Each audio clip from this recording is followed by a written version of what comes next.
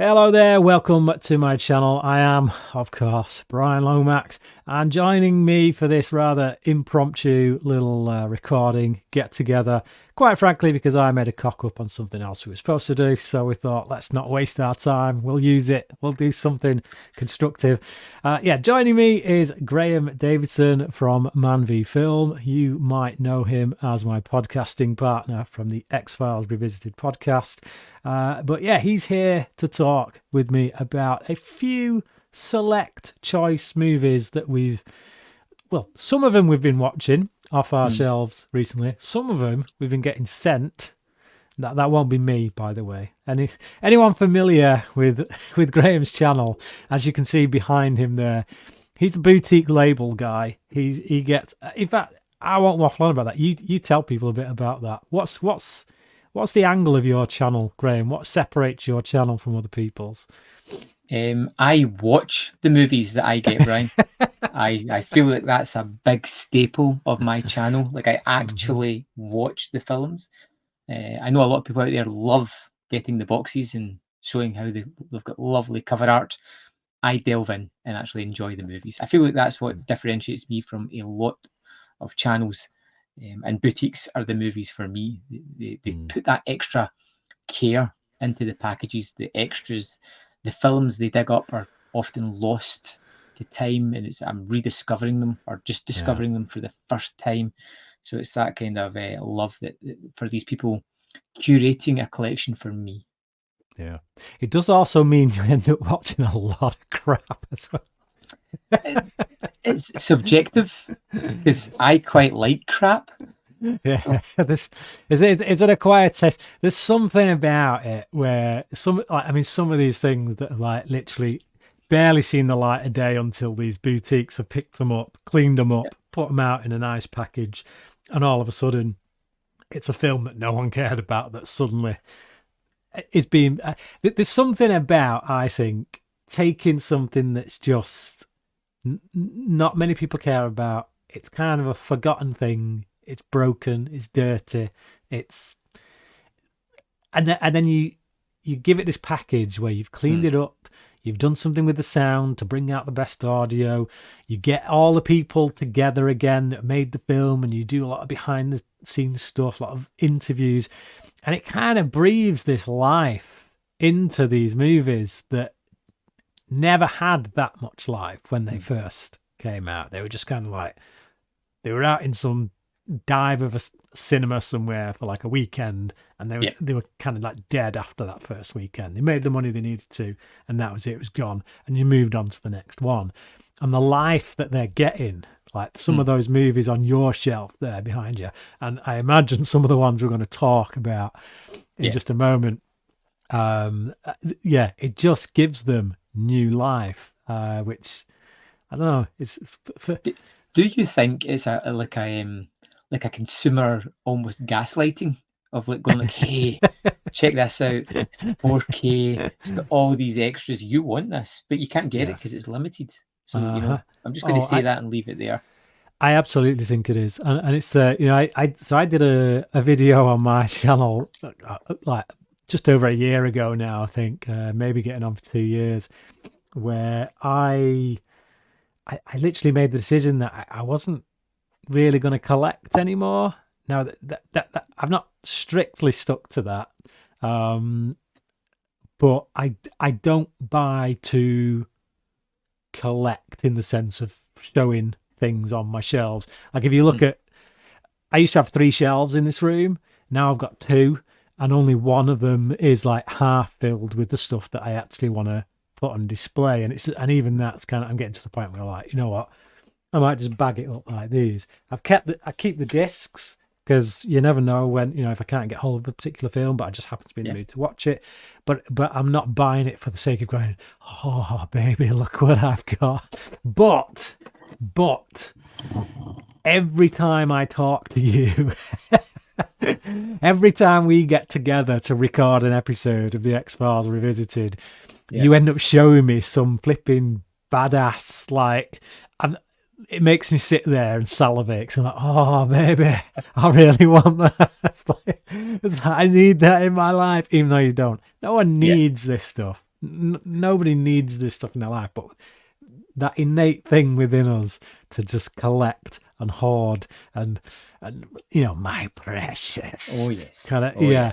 yes. There's definitely some of that, and I've been fighting against that for the past 2 years, really trying to nail that side. Whereas of it, I've gone with it. Like it's took me away. Like I'm happily away in La La Land. Just things. Give me things. I mean, it does help on your side of things that you get a lot of your stuff given to you. Now, please tell me a little bit about that. Tell people about what I mean by that. So I get review copies sent to me. Not for everything. There are like some labels that are really generous and send me a lot of things. It's always with a case of, would you like this? So it's not just a case of things I wouldn't like. There are movies I'm just not interested in. Yeah. But if it's within my wheelhouse and it's something I would like, then yeah, they'll send me it. I'll do a review. They don't care whether you like love it, hate it, whatever. It's just an honest review, and that's what they get. And a lot of these things for years I have bought, and now we'll get to the stage where I'm getting the things that I probably would have bought anyway. It's just doing it without the transactional value, just giving my time and my opinion, which is one of the reasons you were giving anyway. So yeah, I was doing it anyway. So it's just doing it with less cost. Now we're going to go through five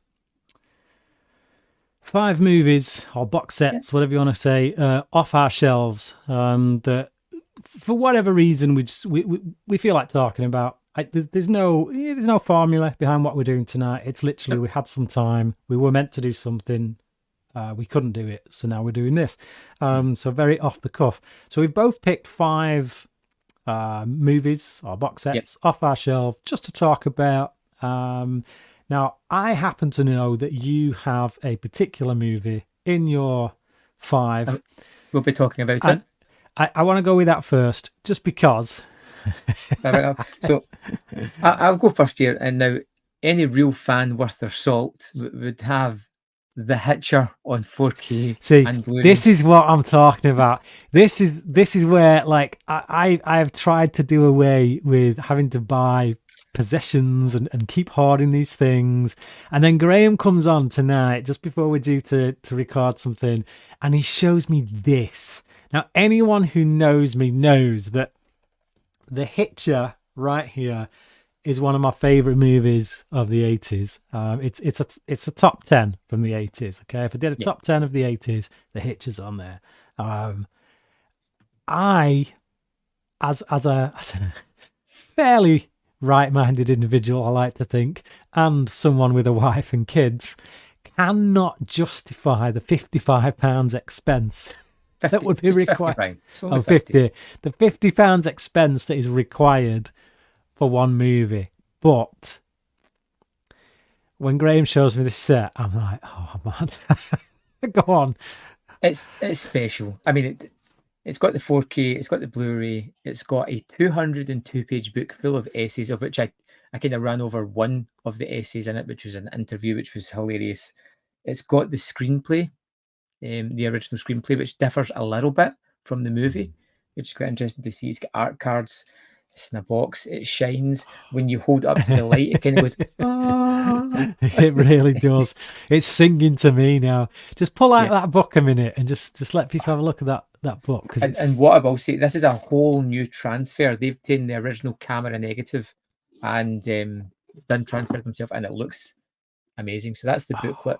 Look at that. That's like that's something you would buy from Waterstones on its own. Yeah. If you're a huge fan of The Hitcher, I would buy that book. If I saw it in Waterstones, I would buy that book. It looks so nice. It is so nice. It is, Brian. To be honest, it's made my life complete.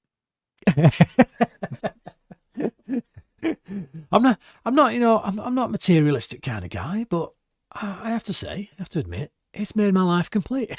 Yeah. Yeah, it's a nice set. it's also it's I don't think it's ever looked better. Like, I don't mean that as in the Mm, set. I mean, like, the actual yeah. movie, because they've done a whole transfer from the original camera negative. It looks Mm. amazing. And there's this one moment that I utterly like. The film's great. It's absolutely Yeah. fantastic. But there is one moment that is kind of encapsulates everything for me. And it's a moment where John is at the table with the young boy and just kind of chit chatting. He's pretending he's got a gun under the table, Yeah. and our hero has a gun, but he doesn't realize it's not loaded.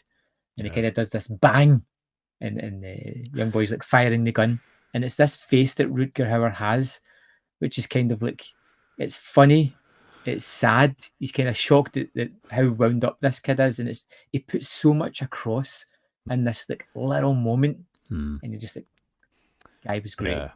I remember that moment, and I do think it is next to Blade Runner, it is the all-time greatest Rutger Hauer performance, Oh, yeah. because we're never really told a right lot about his character, and yet you feel like you get him.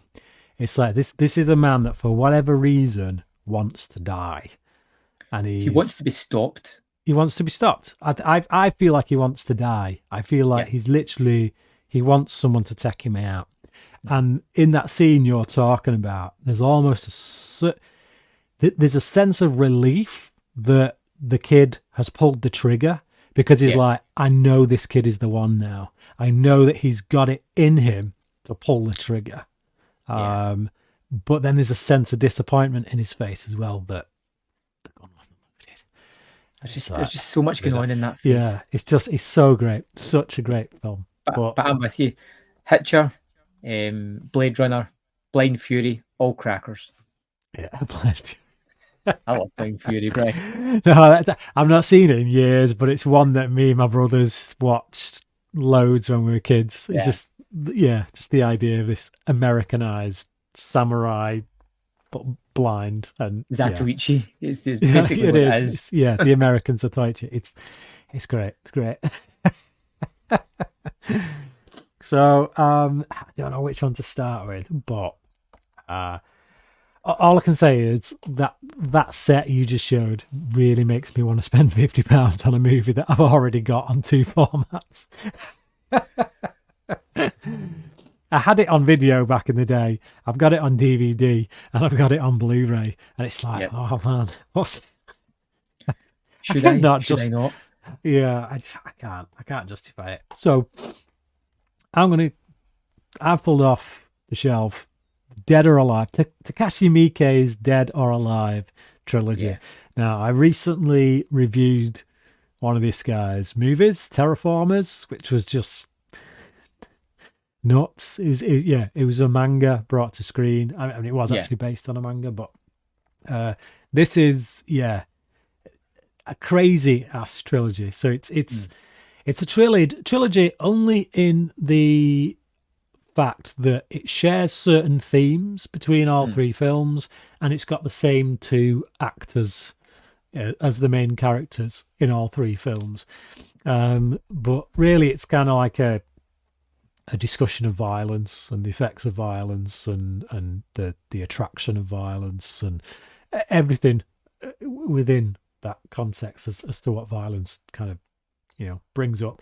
But it's I would say the second one is the best, followed by the first one, and then the third one is like, okay, I'm happy I watched it, but whatever.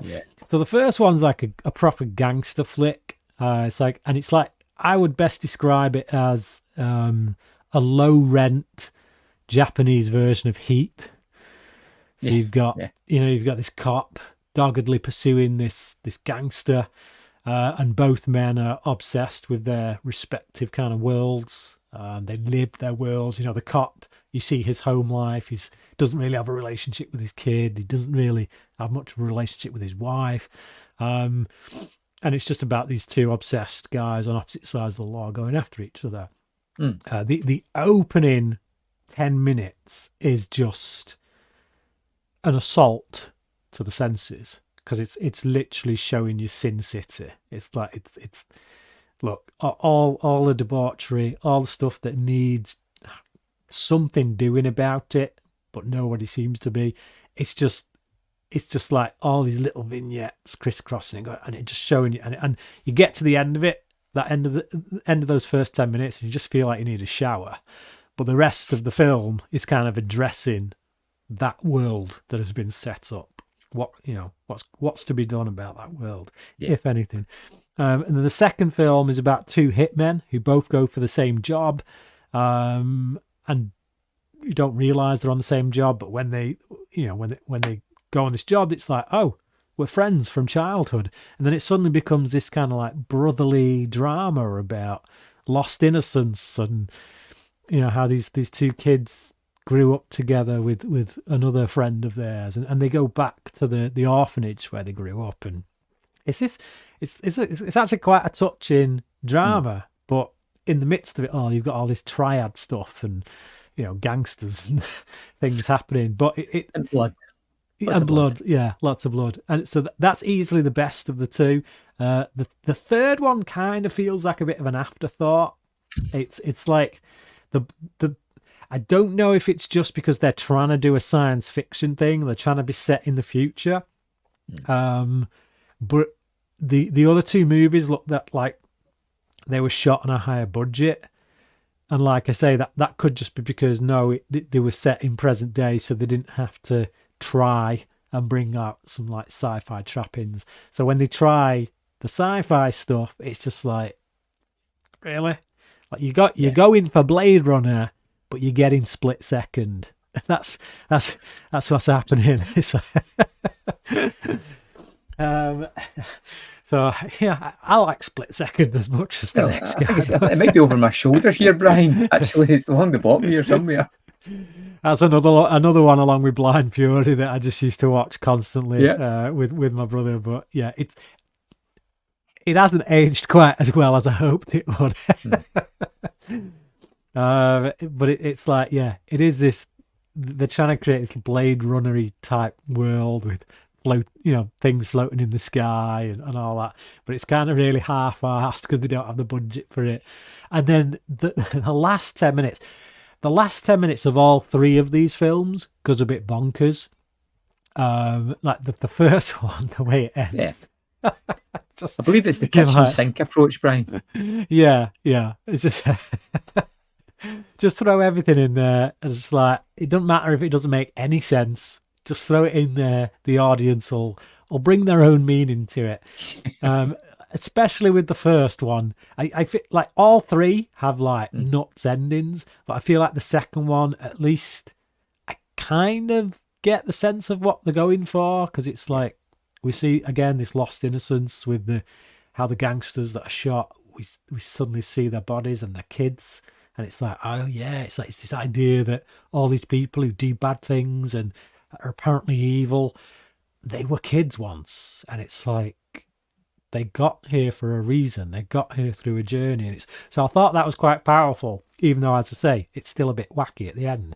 But the ending to the first film, really wacky, but very amusing. The ending to the third one. Yeah. Let me just see if I can sum up in a nutshell what the film is about, right? So the film follows, it's set in the future, and society has been taken over by a gay dictator who's forcing every member of society to take this drug that makes them gay, that makes them open to just being gay. And then you've got these resistance fighters who are like, no, we don't like that. We want to be straight. We want to be able to, actually have babies and love the opposite sex the way God intended. And then, like, at the end, this is where it gets a bit hazy. Yeah.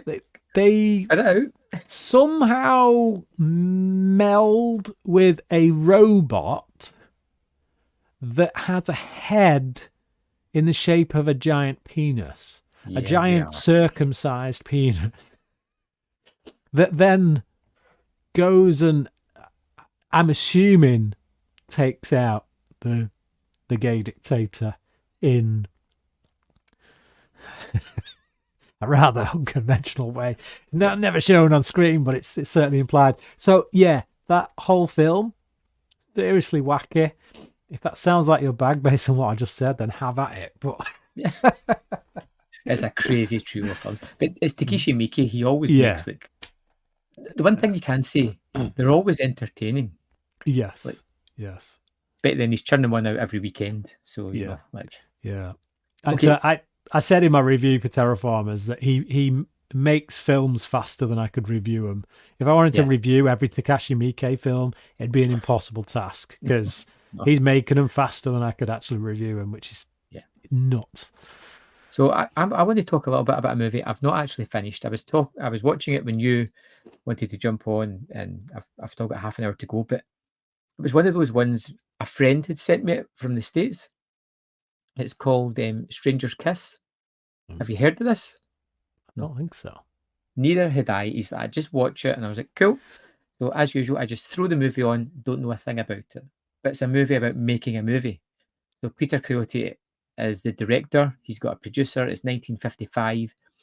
They have this kind of deal with this movie mogul to get money off him every week to finance a production, but they have to use his girlfriend as the main star. So they're making this movie, and I'm watching this, and I'm like, this is fine. It's okay. It's enjoyable enough. And the director is hoping that the two leads will fall in love because they just don't seem to have the chemistry they need. Right. But they keep shooting parts of this movie, and I'm watching it. I'm going, God, this movie's crap they're making. And I'm like, I've seen this before somewhere. This is a fictionalized retelling of Stanley Kubrick making Killer's Kiss. Really? And I was about 40 minutes in, and I was like, this sequence is, oh, and then I was like looking into it, and it is that. Wow. Okay. So That's color me intrigued. yeah, like once I kind of like, I was kind of enjoying it a little bit. Now, nobody ever says his name, they don't allude to it. It's just some of the sequences they were making clicked, and I was like, wow, this is really interesting. Why have I never heard of this? It's like if you're a movie fan and you're watching it, you're gonna click and you're gonna go, I know what this really is. So Yeah. So, and I'm a huge Kubrick fan, so that sounds like something I need to. yeah, Need you to know, watch. we're going to make a movie of Kubrick making a film, so we're going to choose Killer's Kiss. Like, Yeah, it's like if you chose The Shining or something like that, it'd be too well known for people to just go, yeah, we know what that is, yeah, copyright, this, that, and the other. If you did Killer's Kiss, which is his second film, which is like, yeah. it's not that great anyway. But it's to be the honest. fact that they never mention it throughout the Yeah. whole of the film. Yeah. But then when you see the title, Stranger's Kiss, it's Yeah. So I thought you'd be interested in that one, Brian. It's a bit of interested. a weird one. In fact, as soon as we're done, I'm finishing it to see what happens. And then you can put it in the post and send it to me. I'll watch it. I'll send it you back when I'm done. Right. Okay. Next one for me. I've got a review of this coming up on my channel. It's Region A. Region A. I can play Region A. This is the thing. Yeah.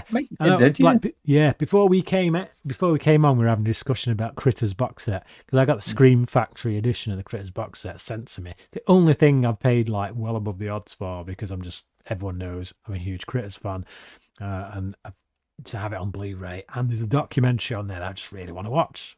Making of thing. I can't watch it. It's like I've got a hacked player that plays American, Blu-rays, and yet for some reason that box set won't play. It says it's wrong region. Yeah, it's so annoying. So next up for me is Armor of God, which I have filmed a review of this for my channel. That will be coming at some point in the next few days, I think.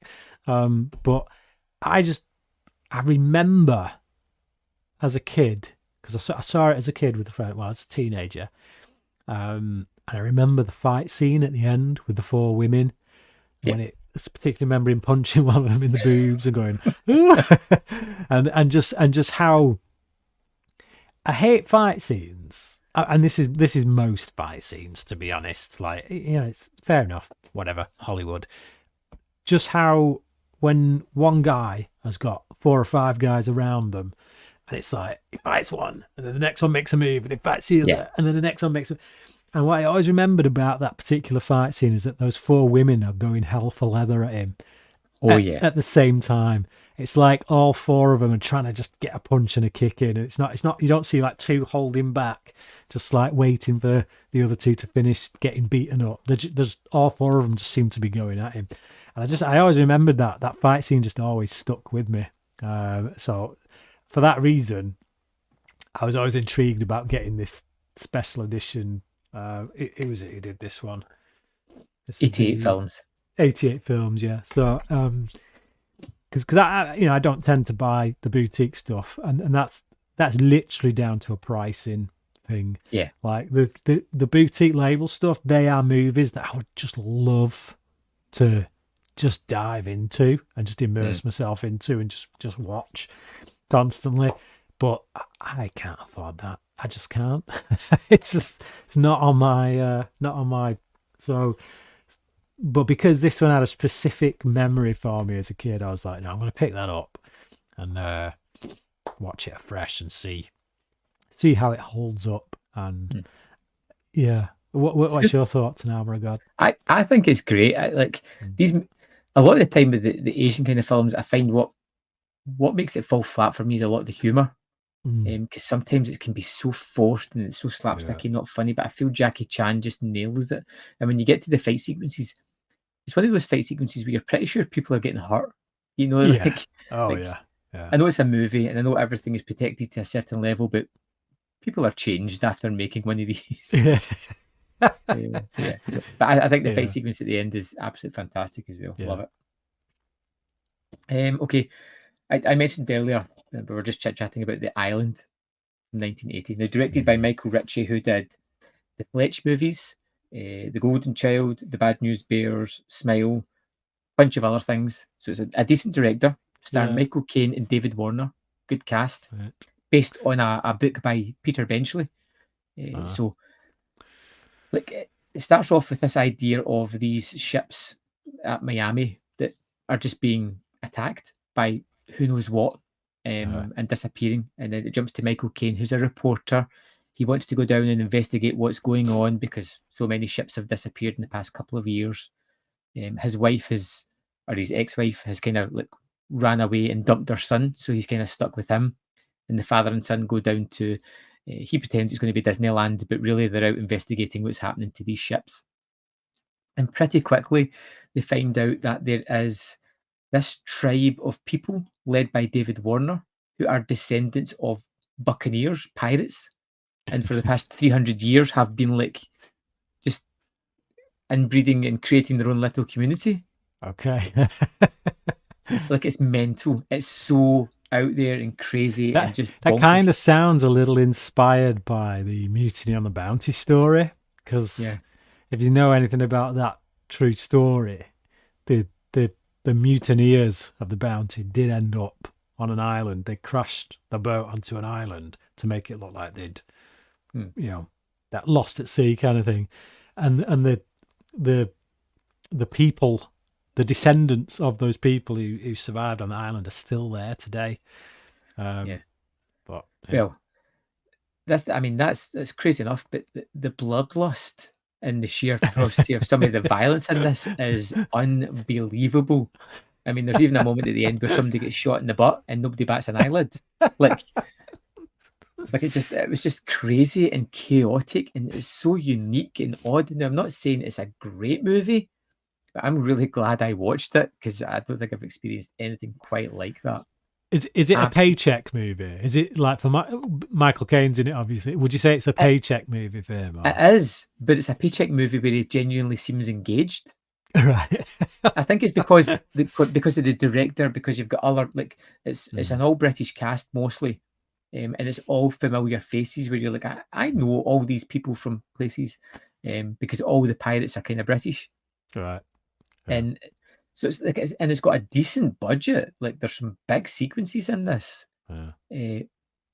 But man, it feels like a paycheck movie where he is engaged a little bit. I like David Warner as well because he's like the voice of Ra's al Ghul in Batman the Animated Series, and I just whenever I read Ra's al Ghul in comic books, I always hear his voice coming through. David Warner for me. It's always Time Bandits I think of. Right. Okay. Next up for me is, so I'd seen, so this is Payback, the Mel Gibson film. And the only reason I bought this Blu-ray is because it's got the director's cut on here. Much better film. Yeah. Just me personally, I've discussed it with a couple of other friends. I've seen it, and they're like, "No, I prefer the theatrical cut." And I'm like, "Oh, take a hammer to their toes, Brian." Yeah,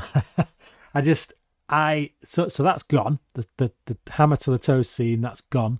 Like, seriously, if you've never seen the director's cut of Payback, it is a completely different film. It's great. It's more based on the Parker books, like the original one, the director's cut even. It just, as well, they do away with the voiceover. So the voiceover is gone, which I never liked to begin with. Yeah.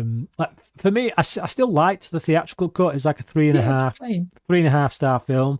For me, this is easily at least a 4-star film. The director's cut is a 4-star film. And I watched them straight after one another because I was just like, I don't remember any of this stuff that's happening right now. And then when I went back and watched the theatrical cut, I realized why. It's because it lit. So like the first third of the film, maybe half of the film, has got a lot of stuff in there that you do remember, but the pacing is much better. It's a lot tighter. You don't have the needless voiceover stuff giving you information you don't need because it's all on the screen anyway. There's an added scene that doesn't bulk up the screen time, but so that's what I mean, because it's a leaner cut, and yet they've still got a scene in there that wasn't in there before, and yet it's still the same running time for that first half hour or so. It's just, I just think the pacing is much better in terms of storytelling. There's a lot more added value there with the wife character. There's a whole scene where they just go at each other and fight, and it's just like, it's quite brutal. And and then once you get into the back half of the film, all different footage. It just goes in a completely different route. It's all footage we've not seen. It's like they literally reshot the entire last act of the film. And I prefer the director's cut by far, personally. So it's like I went into the Parker books a while back, and of which this is based. And it's based off the same book that Lee Marvin's Point Blank was done. And then we had another iteration of Parker with Jason Statham, who did like a different kind of version. But with Jennifer Lopez, so like as a character I really like, and it kind of like he is one of those characters. It's like an anti-hero, like almost like, he's a criminal, but with some resemblance of a moral code. Not much. It's a little bit. It's more because of who you're comparing him against. That's the. It's like he's better than everyone else around him, but that's because he doesn't live in our world. But no, I'm a big fan of Payback. I think it was unfairly maligned, and it's probably down to the cut that came out. I picked up that when it first came out simply because of the director's cut as well. I was intrigued, and it was just one of them things where, like, so often you get a director's cut and it's just like, all right, I get it. They've added a few scenes that fleshes it out. This is just a completely different movie. So now one of the things that I love about boutiques is it lets you into like various different markets that I'd never discovered, and I discovered that I have got an absolute passion for Italian movies. Anything Italian genre from the mid-60s to the early 90s, I am all there for. So whether it's giallo movies or horror movies or the Poliziotteschi, I love them all, of which the Italian Connection is a recent one from Radiance. It's Fernando De Leo, who's done a bunch of great movies. And Poliziotteschi is kind of like crime films, but they're always like really violent, and they don't pull their punches, where you get American movies where like they're scared to like maybe harm a kid, where they take like a great pleasure in an Italian movie of hurting kids because they won't just hurt them, they'll draw out their suffering just to add more. So the Italian Connection is basically starts off in America, where two American hitmen are hired to go to Italy and kill somebody who wronged them on a deal. So we get our two main characters. They travel to Italy. They're bedding in, chasing Lucia, who is the low-level criminal they're there to kill.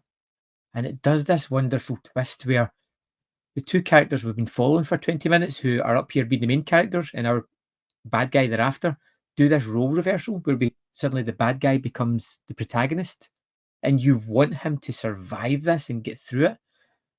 And it's great how it can take someone like that, but it's got this phenomenal car chase that I wouldn't do it justice to talk about, to see the things they're doing. And again, we're talking about the Jackie Chan films where people got hurt. They're not adhering to like safety regulations here. There's a minivan at some point where the guy's just hanging off the front of it, and you know he's literally hanging on for dear life. Yeah. So yeah, this was a particularly great film from a great director. And if I hadn't moved into the boutique world and followed the kind of where that took me, I would never have discovered a lot of these directors and a lot of these films, which are genuinely fantastic. I always find it amusing that James Cameron had to break laws by not shooting with filming permits just to get scenes of like Sarah Connor sitting in a car at a gas station, and they're all like on edge because the police might come by at any moment and they don't have a permit. And then like in Asia and Italy, they're all just like, permits, put your life on the line and get on the back of that car. So, what a joke. Yeah, so good. It's like, do you know in Tarantino's Once Upon a Time in Hollywood? Yeah. Where our main character goes to Italy and spends I wanted to be there. I wanted that to be expanded, because that was all these movies that I'm watching, like Navajo Joe with Burt Reynolds as the Native American Indian. You believe it or not. That's yeah.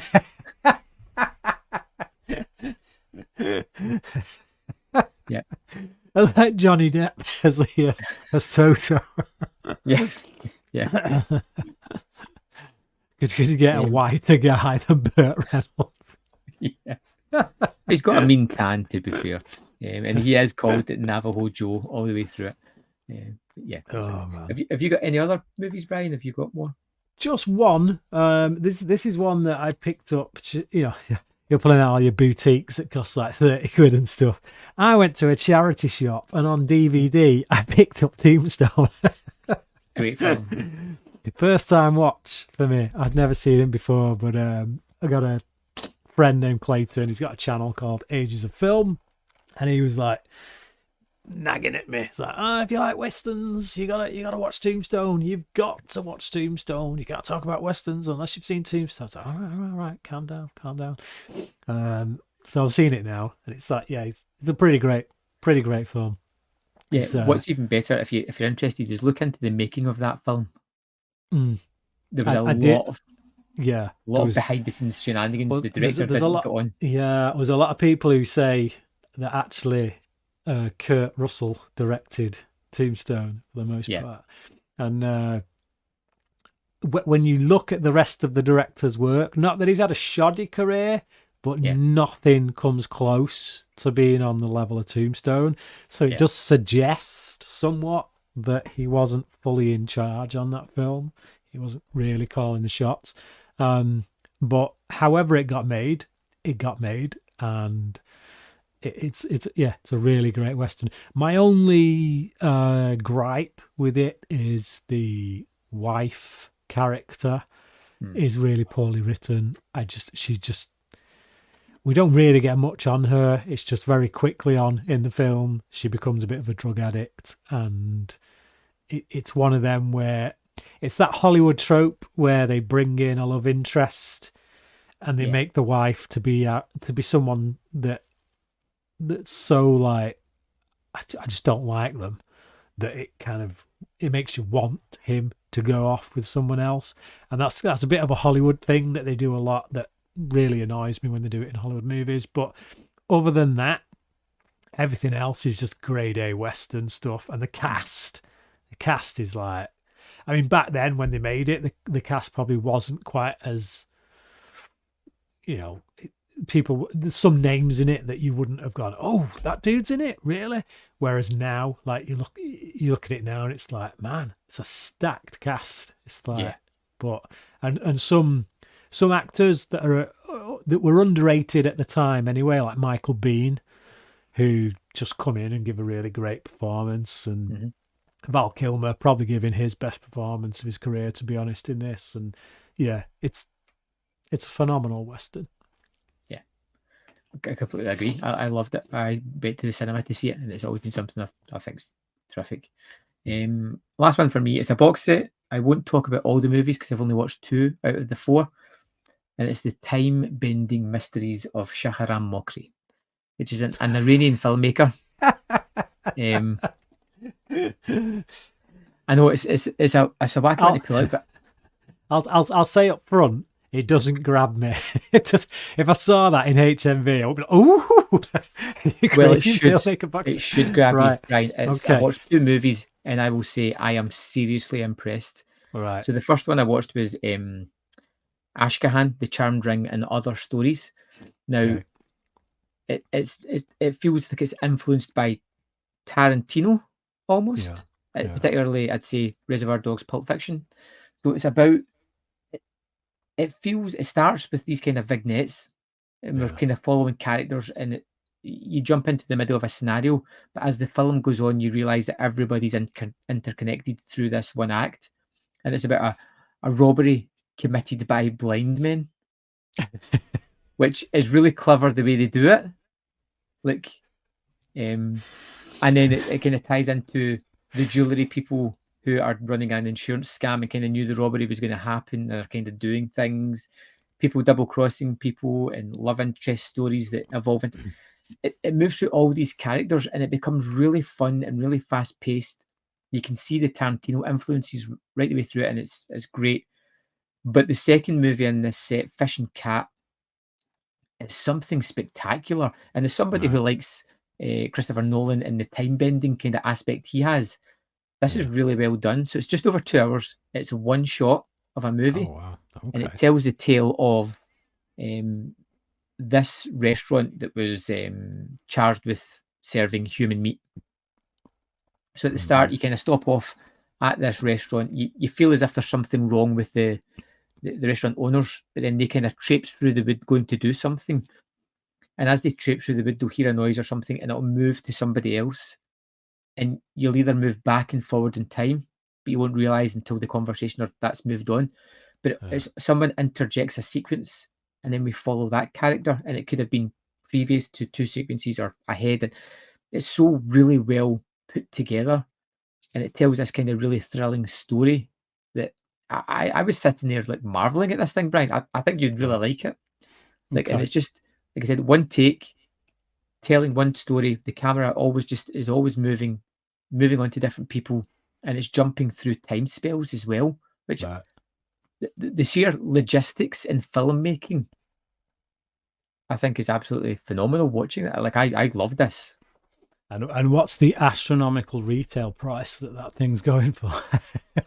I think for the 4 movies, it's like $25 or something. Like, it's not. Oh, right, okay. It's not like a pricey thing. Yeah. It's pretty reasonable. It's like, for that kind of thing, if I saw that in HMV, you're looking at like 80 quid, easy. Yeah, and it's one of those ones where I was like, perception. You look at it and you go, Iranian movies, nope. Yeah. Like, just, you know that way, you're just like instant, no. And then I put on the first one, and you start to see the Tarantino influence, and you're like, this is kind of good. Right. And then you put on the second one, and it's an exponential jump, and you're like, this is something special, like that Fish and Cat. Yeah, it's like Iran's not really known for its. Yeah, it's not known to us. Yeah, no, that's what I mean. But it's like it's these like golden. Like, this is why I like your channel. It's like, whenever I go on Letterboxd, I like to just scan Letterboxd. I go down that rabbit hole of where you click on one film, and then that kind of leads you into clicking on another film. And whenever I see something random, some random ass film that I've never heard of, at the top, it shows you which of your friends have seen it. Yeah. And you're always there.